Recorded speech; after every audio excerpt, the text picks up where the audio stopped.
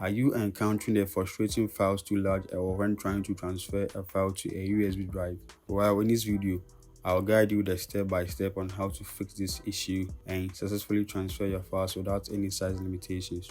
Now, you may wonder why this message appears. The error message, that is, file is too large for the destination file system, typically appears when you are trying to copy or transfer a file to a destination that uses the FAT32 file system, but the size exceeds the maximum file size limit supported by the FAT32 system. The FAT32 file system has a maximum file size limit of 4 GB. First of all, check the file system of your flash drive by opening properties. As you can see, my flash drive is using FAT32. To fix this error, we need to convert this FAT32 file system to NTFS. Open up your command prompt and make sure to run it as administrator.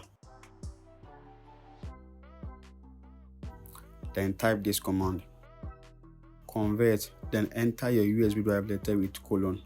In this case, mine is E, so I will enter E with colon and then space /fs colon NTFS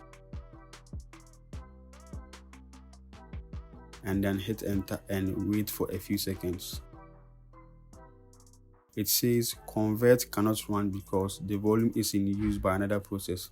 Convert may run if this volume is dismounted first. Just click on Y and hit enter to allow the conversion process to finish.